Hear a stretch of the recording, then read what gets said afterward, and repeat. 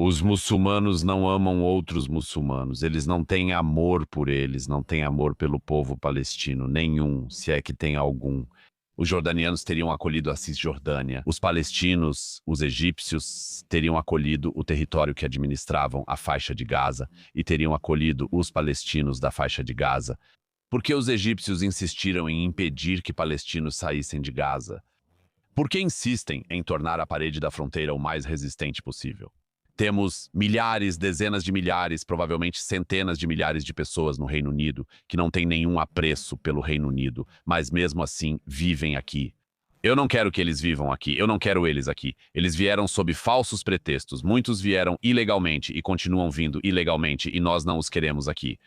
E eu estou perfeitamente disposto a dizer isso porque precisa ser dito. Se eu odiasse a Austrália, odiasse o povo australiano, odiasse a história australiana, odiasse o modo de vida australiano, invadisse o país ilegalmente e passasse meu tempo tentando minar a Austrália, por que eu deveria estar na Austrália? Por quê? O que eu teria trazido para o país? Que benefício moral, que benefício financeiro, que benefício social? A resposta é que você não teria trazido benefício algum. Então, por que simplesmente esperar que essas pessoas não estejam em número suficiente, cruzar os dedos e adiar isso para outro dia?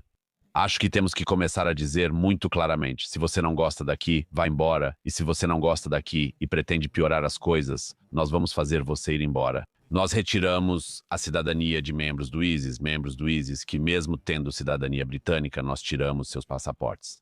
Devemos agir igual com o Hamas, pois há líderes e membros do Hamas no Reino Unido.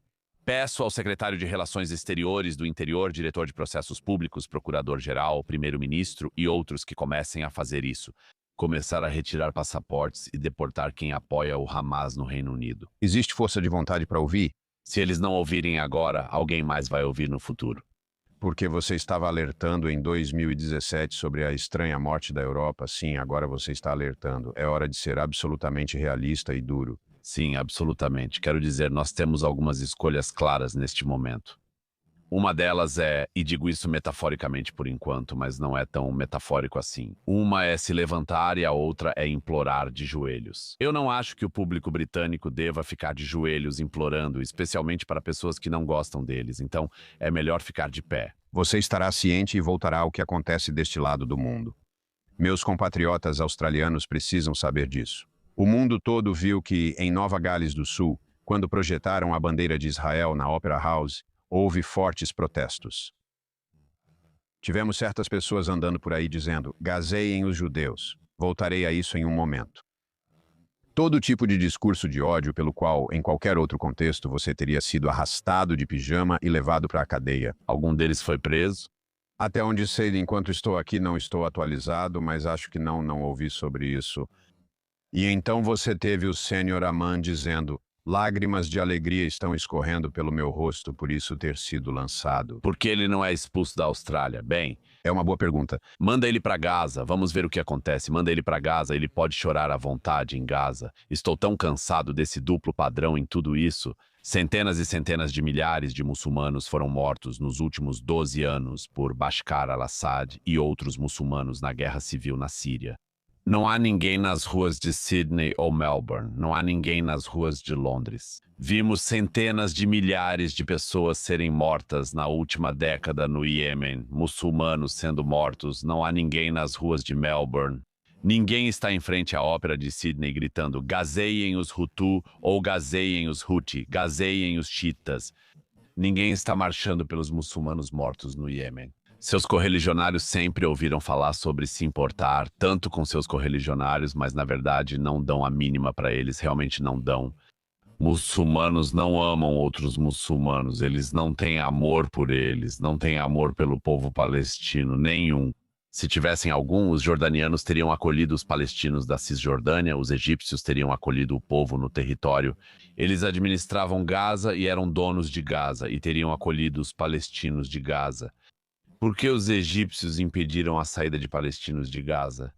Por que eles fazem questão de que a parede da fronteira deles seja tão resistente? O que eles se importam? Uma coisa: judeus vivendo e judeus vencendo. Isso os afeta profundamente na alma e psique. É um ódio antigo, muito antigo, talvez o mais antigo entre os monoteísmos e o mais profundo e o mais feio, o mais perverso e o que menos foi enfrentado. E nós o importamos. Parte dessa importação, você mencionou? Outra pergunta angustiante típica da ABC ou BBC era: não precisamos diferenciar entre os moderados e os extremistas. A qual receio que minha resposta deva ser: bem, mostrem coragem. Que os moderados se levantem, condenem isso. Você viu algo assim no Reino Unido? Pouco. Muitos muçulmanos moderados que conheci no Reino Unido, inclusive bons amigos, sempre ficam divididos. Quando se trata de Israel, estão envolvidos em tudo, menos no próprio país. E você sabe, é possível criticar Israel sem ser anti-judeu. Eles dizem. Na verdade não. Eu acho, quer dizer, você pode criticar, mas criticar somente Israel. Quero dizer, enquanto estamos aqui, aproximadamente a mesma população, a população de Gaza, está sendo forçadamente deslocada pelo governo do Paquistão. Quase 2 milhões de muçulmanos estão sendo deslocados pelas autoridades paquistanesas para o Afeganistão. Temos uma grande comunidade paquistanesa aqui no Reino Unido. Se o país de origem deles pode fazer isso, por que nós não podemos? Se chegar a esse ponto, se tiver que chegar a esse ponto, por que ninguém percebe isso? Por que ninguém chama isso de crime de guerra do governo paquistanês? Muitos políticos paquistaneses e outros no Reino Unido e em outros países mantêm forte ligação com seu país de origem. Eles nunca gostariam que isso fosse visto negativamente, por isso não criticam nem comentam sobre isso. Então não, eu acho que se você está focando, ampliando em Israel, criticando Israel e basicamente não se importando com todo o resto do mundo, você não é motivado por nada além de ser anti-judeu, antissemita, claro, e isso precisa ser dito, quero dizer, já disse isso tantas vezes que até me canso, mas é necessário dizer que o antissemitismo é um camaleão, é um vírus que muda de forma, pode vir de qualquer lugar às vezes. No passado, acontecia que as pessoas não gostavam dos judeus porque eram vistos como uma religião diferente, estranha e diferente, e por isso eram odiados por sua religião. Depois, após as guerras religiosas, não se podia mais odiar alguém por causa de sua religião, então as pessoas começaram a odiar os judeus por causa de sua raça, e depois do Holocausto não se podia mais odiar as pessoas por causa de sua raça, então passaram a odiar os judeus por causa de sua nação, e assim por diante, sempre foi assim.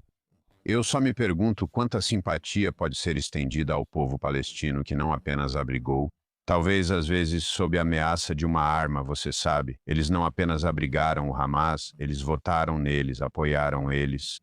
Eles realmente podem ser culpados pelo que aconteceu com eles? Não, eu não acho que eles podem.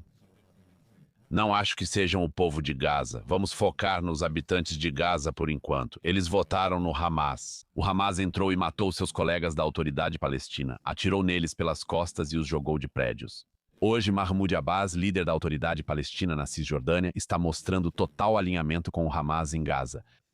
Essas pessoas matariam você se chegassem perto ou controlassem a Cisjordânia, como em Gaza. O Hamas não se importa nem com seus próprios aliados. Companheiros palestinos, né, suas vidas são desvalorizadas. Os israelenses respeitam mais os palestinos do que o Hamas. Esse é um ponto realmente importante que é ignorado, simplesmente deixado de lado. Tudo é deixado de lado. Havia 17 membros do parlamento israelense que não conseguem pronunciar, que eram árabes. Onde estão esses? Porque nas nações árabes... Absolutamente bem, quero dizer. Vamos falar de um canto ouvido em nossas cidades nas últimas semanas, do rio ao mar. Isso significa algo. E, novamente, a maioria nem consegue apontar isso no mapa. Muitos não muçulmanos nem saberiam do que falam ao cantar isso. O rio é o Jordão e o mar, o Mediterrâneo. Se a chamada Palestina vai do rio ao mar, isso significa a erradicação do Estado judeu. Existem judeus na Palestina? Não. O Estado palestino será Judenrein, para usar a frase de Hitler. O Hamas já disse que vai massacrar todos os judeus. O líder deles repetiu isso há apenas 2 dias. Eles se dizem vítimas, mas achei que os judeus eram as vítimas após o Holocausto. O Hamas, como disse, vai massacrar todos os judeus. E a autoridade palestina já declarou que não pode haver judeus no estado deles. Então, se o mundo quiser criar um estado palestino, será um estado nazista onde nenhum judeu poderá viver. Eu não concordo com isso. Então essa é a guerra de Israel. Ou, na verdade, é também a nossa guerra. É a guerra do mundo civilizado por vários motivos. Um deles, tivemos gritos de intifada nas ruas de Londres recentemente.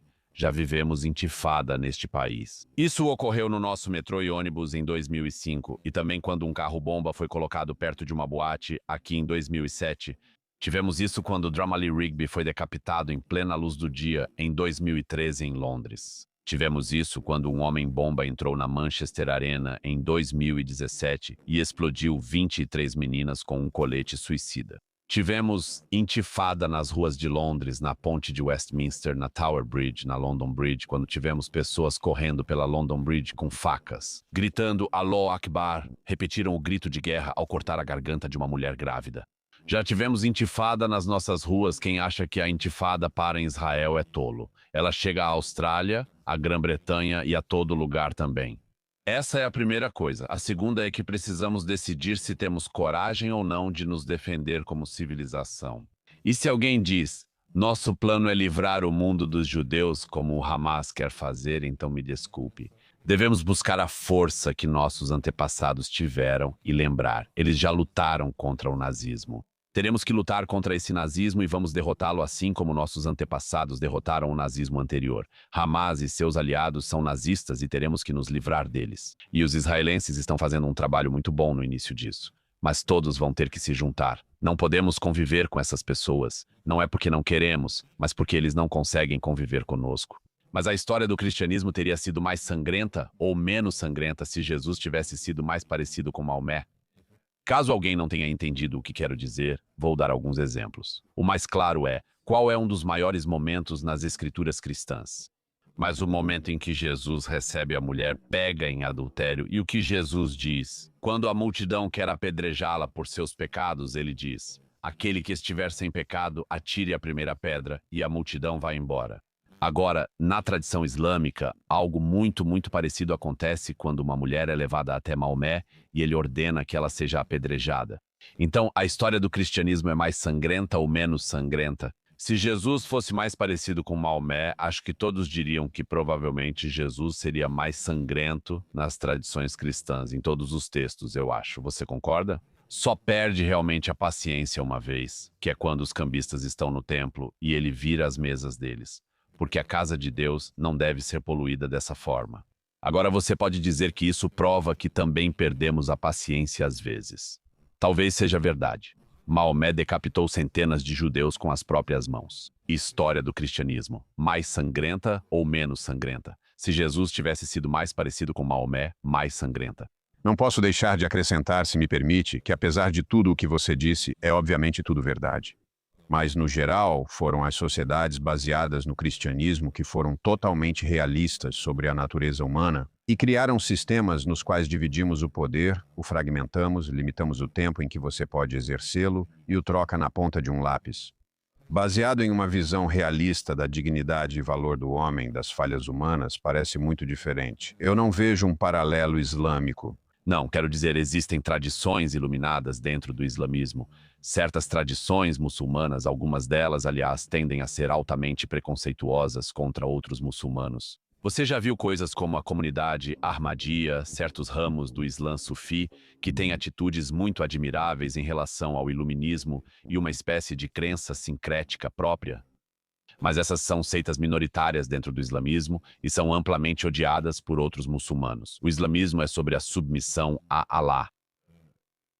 Essa é uma das razões pelas quais o mundo muçulmano é como é, para que o islamismo tenha algum tipo de reforma ou mudança. Uma atualização significaria que os muçulmanos descartariam partes de sua tradição, e eu vejo isso como improvável se eles voltarem à fonte. Sim, você tem o ISIS, você tem o Hamas,